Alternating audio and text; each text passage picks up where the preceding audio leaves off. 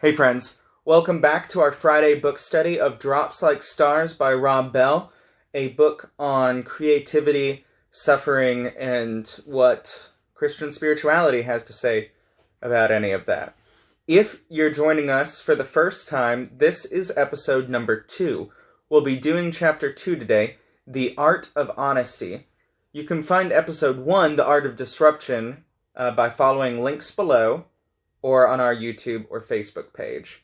I've got my book study candle, I've got a fresh mug of coffee, and I've got my book, and I'm ready to go.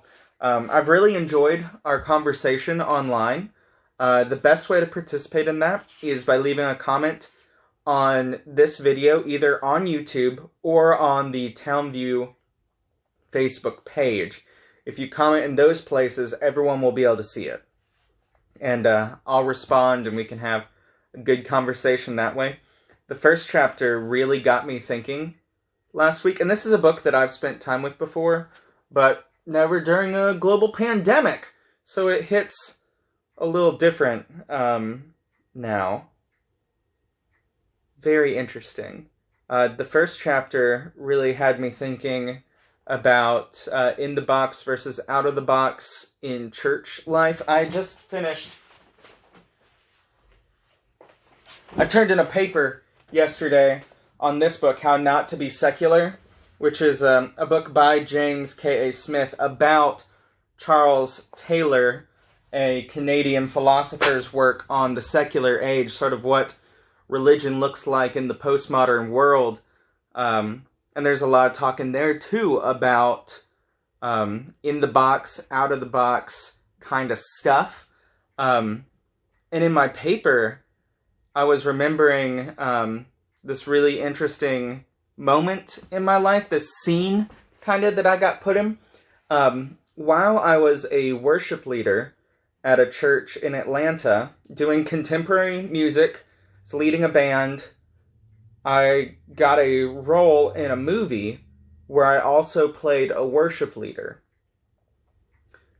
Which is weird. I was getting paid to act like me. I was supposed to do my job, but not for real. And the director, who was not a churchgoer, was giving me instructions about how to stand, when to smile, when to laugh. There was this subplot about, like, sexual tension between me and this other band member. I was supposed to, like, wink at her at one point. And this isn't part of the story of the film at all. He just wanted to make this feel really real. So he was telling us when to smile, when to laugh, when to sing, when to cry. And the congregation that was there, also all actors, were being told when to say amen, when to raise their hands, when to clap. He was going around being like, you need to dial the passion up. This doesn't look real. Other people, he's like, this is campy. Tone it down. Tone it down. This person who had never been to church knew what church looks like. And we know what church looks like, too. In fact, this whole shelf right here and that next shelf up above are almost exclusively about what church looks like. A lot of churches right now are producing their Sunday morning experiences in such a way as to be consumed. This is one of the things I've been thinking about a lot. If your service can be completely performed without any worshipers in the room, it might be time to revisit the structure. And so I've been asking myself questions about how this disruption of life as normal in the church can lead us deeper into the essence of what it means to be a Christian community and to be a family that gathers to worship rather than a performance event. So that's where I've been thinking. It's also really informing my sermon for this Sunday, which will be on experiences of grief and disruption. So exciting for me. Maybe not for you, but I'm getting a lot out of this experience. I hope you are too. This is The Art of Honesty. As always, I will read the book aloud. I don't know how many of you want your dyslexic pastor to read you a book, but that's what I'm going to try to do. When there are pictures, like the first page of this chapter is a picture, I will show you the picture. And when we get to the end, I have the discussion questions from the publisher. We'll read them together and then reflect through conversation. So let's get this going. This chapter opens with a picture. It kind of looks like downtown Kennesaw, if you ask me. It's not, but it looks like that. I know that it's in Grand Rapids.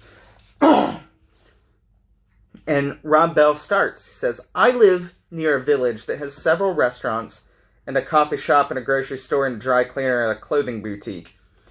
The main street that runs through the village is dead ends at a yacht club, which is on a lake that has a park at one end with a brick path so that you can walk along the water. On a warm spring day, you can sit on one of the benches along the main street of the village, and occasionally a white boy will drive by in his mother's SUV with the windows down. As he passes, you can hear quite clearly that he's listening to rap. And you can even sometimes pick out the lyrics to the song if he has the stereo in his mother's SUV turned up loud enough. The song is by a young African-American rapper from an under-resourced, violent neighborhood in a large American city. His lyrics describe in vivid detail what it's like to grow up without a father, struggling just to survive in an environment where the odds were overwhelmingly high that he would end up dealing drugs, doing time in prison, or dead. Now, some of the conditions that this rapper is describing in his song are actually happening about 3 miles west of where this white boy and his mother's SUV lives. But if he was taken there and shown what it actually looks like, and feels like, and tastes like in the flesh and blood, he would run or drive home as fast as he possibly could. This boy's parents have worked very hard and made significant sacrifices to create an environment in which he will never have to endure the very threats and events the song speaks of. So why, out of all the songs in the world, does this particular boy choose to play this particular song on the stereo of his mother's SUV? In the movie Old School, how's that for a transition? In the movie Old School, Will Ferrell plays a married 30-something-year-old suburban man who finds himself at a college party. When he's offered a drink, he declines, saying, I have a big day tomorrow. When he's asked, doing what, he responds, well, actually, a pretty nice little Saturday. We're gonna go to Home Depot, buy some wallpaper, maybe get some flooring, stuff like that. Maybe Bed Bath & Beyond, I don't know. I don't know if we'll have enough time. Why is it that everyone I know who's seen this movie remembers that scene? Obviously, people remember it because it's funny, but there's far more going on in the scene than just doing Home Depot on a Saturday. The man in the movie is bored. He has the life that is often portrayed as the ideal. A wife, a house, a job, security, comfort, privilege, freedom. And yet, it's left him bored, numb, and in a low-grade state of despair.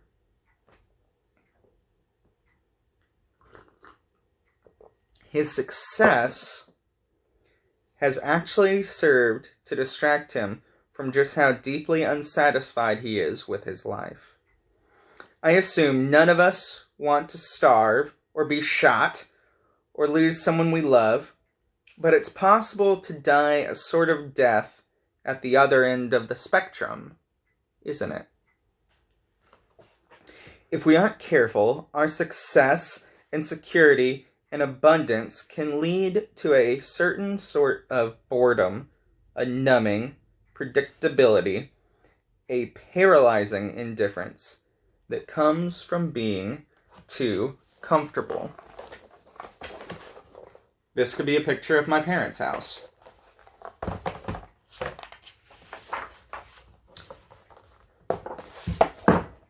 death by wallpaper and flooring.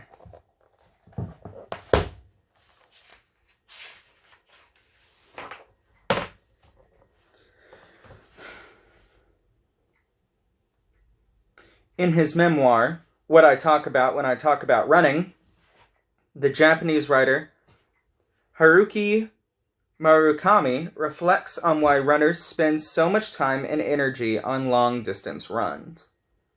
He says, "It's precisely because of the pain. Precisely because we want to overcome that pain that we can get a feeling, through this process, a feeling of really being alive."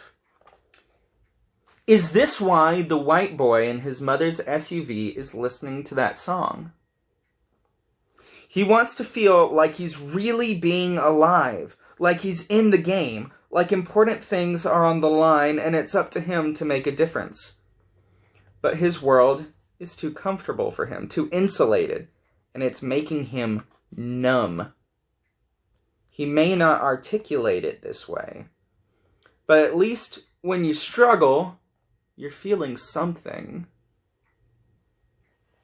And if he can't have it in his real life, then he'll at least get to experience it vicariously through the song that's playing on the stereo of his mother's SUV. Have you ever gotten angry enough in a conversation to say, "Do you want to know how I really feel?" That moment, we say something like that. In that moment, we reveal that up until that moment, we were not being entirely truthful. Now, obviously, there may have been a good reason. Knowing when and where to say what and how much is important. But sometimes there's a truth just below the surface that is, in fact, the real issue. And to get it out in the open, to talk about what really needs to be talked about, to stop pretending and posing and acting, to do that, sometimes we have to suffer. Pain has a way of making us more honest. I know a family whose son committed suicide. He was taken to the hospital, where he laid on life support for several days. Brain dead, but breathing, though barely. His 11-year-old cousin came to the hospital to see him, before the machines would be turned off. When she got to the room, she told everyone to leave her alone with him. When they got out in the hall and closed the door, they could hear her through the walls. She was yelling at him. "Why did you do this? I'm so angry with you. Why did you do this?" She said what everyone wanted to say. She did what everyone wanted to do. It's the art of honesty.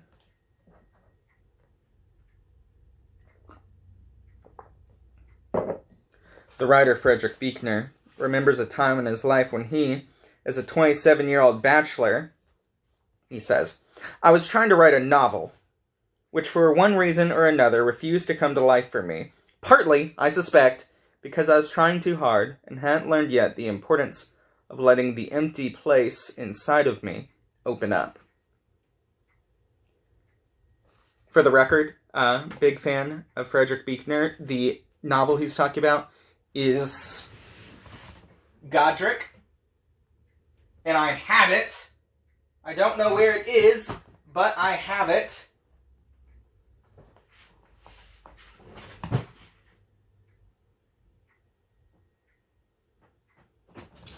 Oh well, I wanted to show it to you. But it's worth knowing that it's the story of a wandering pilgrim saint in the early days of the Christian movement in the Celtic lands of the Atlantic. A 27-year-old bachelor is feeling compelled to write a story about wandering and searching for meaning. Back in here, he says, "I hadn't yet learned the importance of letting the empty place inside of me open up. And so, we're polite. End quote. And we play by the rules, and when asked how we are, we answer, I'm fine, thank you. Just like we're supposed to. I've told that lie more than any other. I'm fine, thank you. How are you? I'm doing well. And then we suffer. There's a disruption, our boxes get smashed, our insulators get removed, and the pretense is shattered, and the empty place inside of us opens up. Only if you mean it. This would make an excellent mantra, wouldn't it? Only if you mean it. Maybe I should print that and add it to my wall of sayings. Like an angry 11-year-old girl yelling at her hours from officially dead cousin, why would you do this? Which is the question that everyone wanted to yell at him. Do you know that feeling in class when someone raises their hand and says, I don't get it. And you feel so relieved that you aren't the only one who wasn't getting it? That's what great artists do. That's what great people do. They ask it. They say it. They express it. They put into words what so many others are thinking and feeling and wondering, and affirm that you are not the only person having this experience.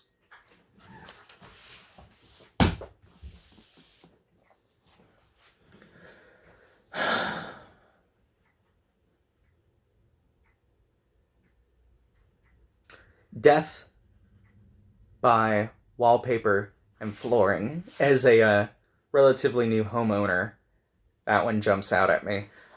Even right now, I recently had a plumbing disaster in my home that took our master bathroom from us and tore up the sheetrock in the basement below it. We've repaired the downstairs, but now upstairs we have to make decisions about the wall, about the floor, about the shower, about the tile, things like that. And I for one like playing house. I enjoy those things. But also, it can be exhausting. And it's in a time like this, barely important. Looking at tile samples and carpet swatches can be a drug, too. Question number 1 from the publisher says, Bell writes, if we aren't careful, our success, insecurity, and abundance can lead to a certain type of boredom, a numbing predictability, a paralyzing indifference that comes from being too comfortable. What does it mean to you to be too comfortable? How do we guard against this? How do we know if we're there? And if we are there, if we're bored to the point of being numb and depressed, how do we find our way back?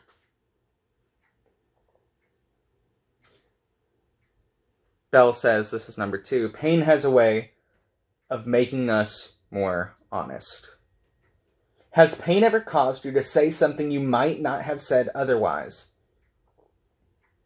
If so, what was the result? And here's a question worth asking. Why did it take the suffering, the pain, to make us be honest in that moment?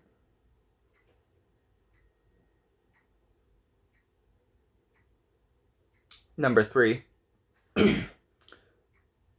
Those closing words that the artist... I'll read the last chunk again, because it's the source of the question. This is what great people do. This is what great artists do. They ask it, they say it, they express it, they put into words what so many others are thinking and feeling and wondering, and affirm that you are not the only person having to experience this. When has an artist, an author, a preacher done this for you? How could, and maybe there's feedback you could give me as one of the pastors at Townview, how can we do this better for you? How can we connect you? How can we make you feel less alone? My goal with my sermon this Sunday is to remind us that we're not the only people experiencing this, and that that's okay. And that you should experience, that you should feel what's going on. So when have you experienced it, and what does it look like when it's done well? Speak to me in the comments, either here on Facebook or YouTube. Make sure you're commenting on the original video so that I can see it and we can talk to each other. And I will see you next Friday, back in this place, with our candle that officially distinguishes that we are in a book study and not just my messy office. I love you. I'm thankful for you. Grace and peace, dear friends. I'll see you soon.